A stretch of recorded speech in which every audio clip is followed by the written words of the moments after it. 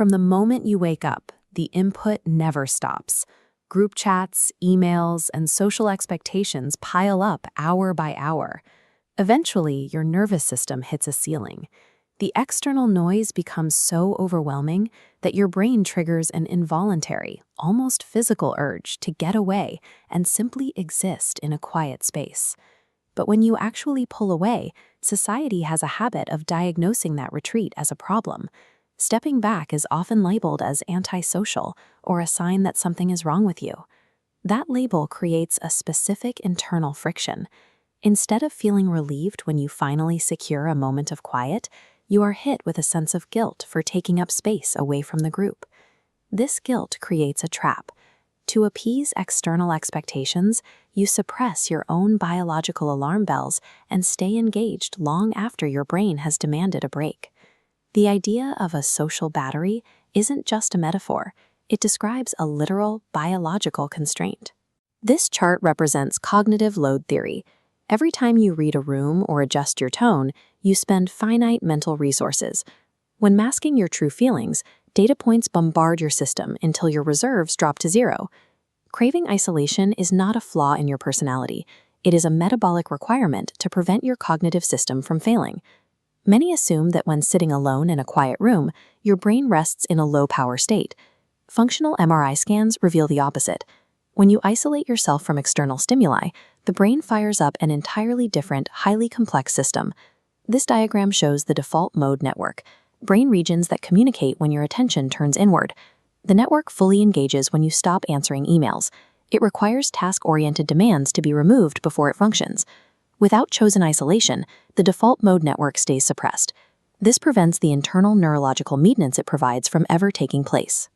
When that network finally comes online, it facilitates a series of critical tasks. First is a sensory reset, shedding the cognitive load of ambient environmental noise. The second is emotional processing. The network takes the reactive feelings from the day and untangles them into structured, rational thought. Third is identity recharging.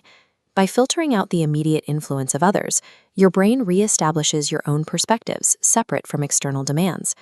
Fourth is creative activation. Given a blank mental canvas, the brain begins linking unrelated ideas together, forming connections that a busy mind simply cannot see. Fifth is social masking recovery. In solitude, your nervous system finally drops the performative behaviors and microexpressions that drain you during social interaction. These 5 mechanisms are how solitude actively repairs and rebuilds your psychological foundation. There is a distinction to make here. When time alone becomes chronic and involuntary, the neurological effects change. Loneliness is a state of hollow disconnection. The human body registers it as a threat, triggering biological stress and neuroinflammation. Chosen solitude is the inverse. It is a restorative return to the self. The dividing line is autonomy. Your intention is what turns isolation from a biological poison into a biological cure. We routinely confuse these two states. That misunderstanding is why we often avoid the specific type of isolation that heals us. Your brain will alert you when its maintenance network is failing. The physical and emotional red flags usually appear as chronic exhaustion and a flash of irritation over minor inconveniences. Behaviorally, this manifests as reluctant compliance. You find yourself saying yes to requests, not out of genuine interest, but because you are too tired to say no. When you hit that point, scheduling isolated time and setting firm social boundaries becomes a requirement for your brain to reset. Acting on this science requires a shift in perspective. You must treat your solitude as non-negotiable healthcare rather than a luxury. This reveals a paradox of human nature. Time alone provides the mental clarity required for deeper connections with others.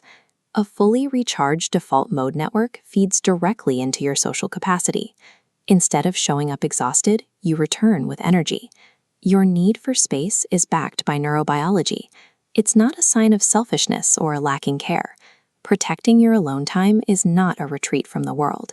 It is the wisdom required to survive and thrive within it.